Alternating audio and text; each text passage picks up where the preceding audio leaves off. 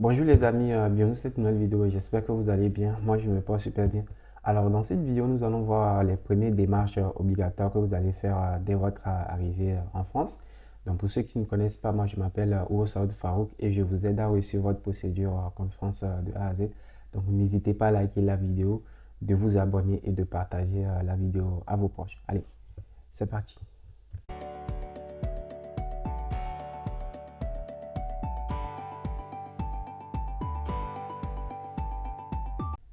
Alors, si vous posez les questions, quelles sont les démarches que vous allez faire quand vous allez arriver en France, dans cette vidéo, je vais vous présenter 6 démarches obligatoires que vous allez devoir faire quand vous allez arriver en France. Le reste des démarches, vous allez pouvoir les faire plus tard. Mais ces démarches que je vais citer dans la vidéo, vous devez les faire obligatoirement dès votre arrivée en France. Donc, dès le premier mois, il faut que vous ayez lancé les démarches pour tout ce que je vais citer dans la vidéo là. Alors, la première des choses que vous devez faire quand vous allez arriver en France, c'est de payer la CVEC, la contribution de vie étudiant et de campus. Donc, toute personne inscrite dans l'enseignement supérieur français en formation initiale doit s'acquitter des frais de la CVEC qui se lèvent à 100 euros. Donc, pour pouvoir s'inscrire à l'université. Donc, ceux qui sont inscrits en formation initiale, vous allez devoir payer la CVEC. Donc, pour payer la CVEC, vous devez aller sur le site Mes services étudiants. Donc, j'ai déjà fait une vidéo pour vous expliquer comment est-ce que vous pouvez payer la CVEC. Donc, n'hésitez pas à regarder la vidéo pour payer votre CVEC. Donc, une fois que vous avez payé la CVEC, vous allez maintenant pouvoir vous inscrire à l'université. Donc, vous allez aller à l'université pour pouvoir vous inscrire. Donc, pour pouvoir vous inscrire, on va vous demander les documents comme votre pièce d'identité. Ça peut être la pièce d'identité, la carte d'identité nationale ou le passeport, ce qui prouve que vous avez votre niveau actuel. Donc, si vous avez été accepté pour la licence 1, il faut le relever de noter l'attestation du bac, ce qui prouve que effectivement vous pouvez vous inscrire en première année. Si vous êtes inscrit en master, on va vous demander vous relever de noter jusqu'à la licence et l'attestation de licence. Donc, de toutes les façons, à l'université, ils vont vous dire tout ce que vous devez ramener pour pouvoir vous inscrire. Ils vont vous aussi demander une photo. Donc, une photo pour pouvoir éditer votre carte d'étudiant. Donc, c'est possible qu'ils vous prennent la photo là-bas, mais je vous conseille quand même de prendre des photos format Schengen en venant en France. Au moins, si vous avez, je ne sais pas, 5 ou 6, ça va vous permettre d'utiliser ces photos pour faire plusieurs démarches. Parce que dans plusieurs démarches, on va vous demander une photographie d'identité format Schengen. Donc, si vous avez la possibilité de le faire, faites-le avant de venir en France. De toutes les façons, il y a des étudiants qui sont recrutés à l'université pour vous aider à faire votre inscription. Donc, ils sont là pour vous inscrire sur le site de l'université. Donc, n'hésitez pas à vous renseigner, à aller dans vos universités pour voir où est-ce que vous devez vous diriger pour effectuer votre inscription. Des fois, c'est possible de le faire en ligne, mais je vous conseille quand même d'aller à l'université pour ne pas faire d'erreur. Maintenant, ce que vous devez faire aussi, qui est très très très important quand vous allez arriver en France, c'est de valider votre visa. Voilà, vous avez fait la procédure Campion, vous avez fait votre demande de visa, vous avez obtenu votre visa. Maintenant, quand vous allez arriver en France, vous allez faire valider votre visa. Donc, pour pouvoir valider votre visa, vous devez aller sur le site administration étranger gouvernement.fr, donc le site là, où vous allez effectuer la validation de visa. Donc, pour pouvoir valider votre visa, on va vous demander de payer un timbre de 50 euros. Donc, vous pouvez le payer directement en ligne quand vous serez en train de valider votre visa, soit dans les bureaux tabac. Donc, renseignez-vous qu'est-ce que c'est que les bureaux tabac. Donc, c'est des petites boutiques où on vend plusieurs trucs. Ça peut être les cartes SIM, euh, voilà, les timbres, des briquets, etc. C'est comme une boutique au pays. Donc, vous allez pouvoir acheter un timbre. Vous leur expliquez que si vous n'avez pas une carte pour payer directement en ligne, vous leur expliquez que vous voulez acheter un timbre pour valider votre visa étudiant. Donc, il va vous demander, il s'agit de quel timbre. Donc, le timbre qui se vend à 50 euros. Donc, quand il va vous donner, il va vous vendre le timbre. Vous allez avoir un numéro, voilà, qui va vous être transmis donc sur le thème. Comme ça, quand vous serez en train de faire les démarches en ligne, on va vous demander de mettre le numéro du thème. Vous allez mettre le numéro et vous allez pouvoir faire la validation de votre visa. Donc, ce que vous devez savoir est que pour une première année, quand vous arrivez en France, vous allez valider votre visa. Donc, quand vous allez valider votre visa, vous allez avoir un récépissé de validation.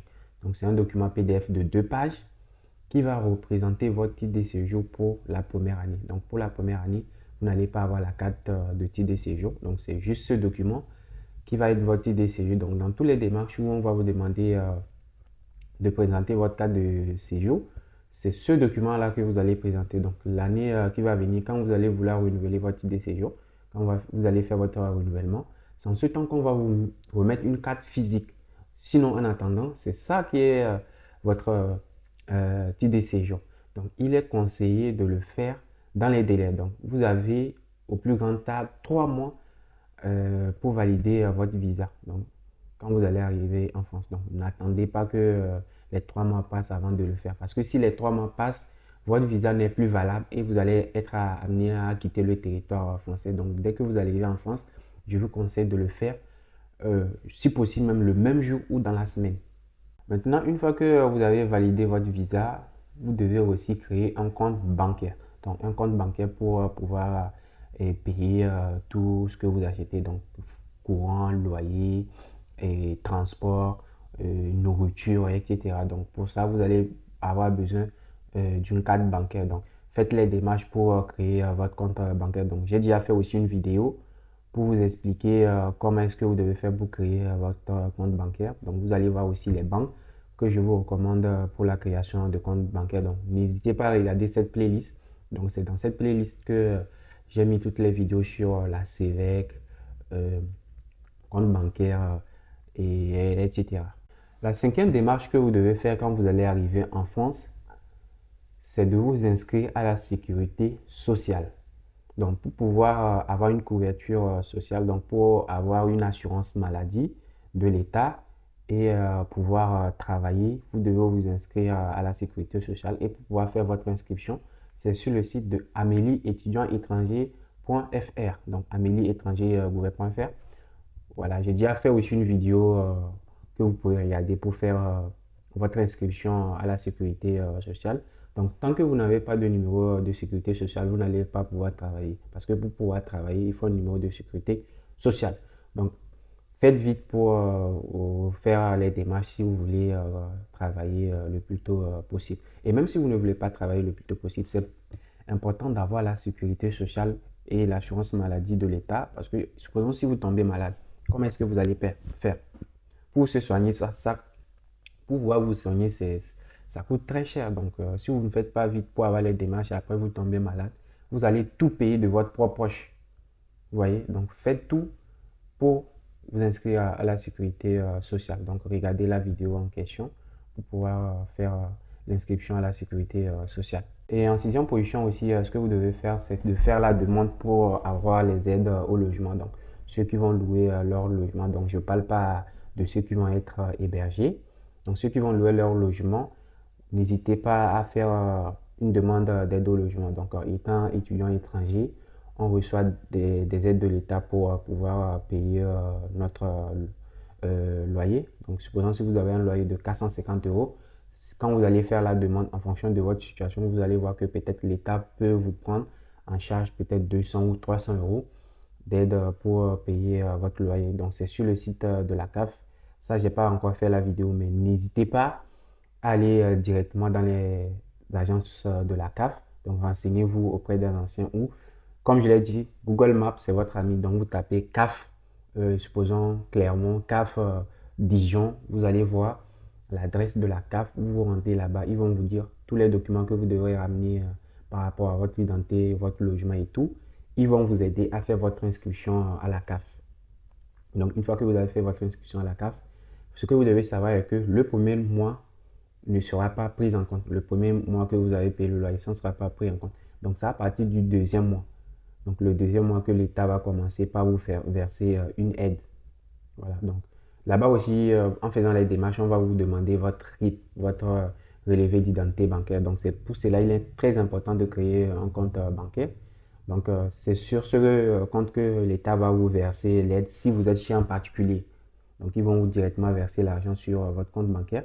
Maintenant, si vous êtes dans les logements en résidence universitaire, on va verser ces aides directement au CROUS.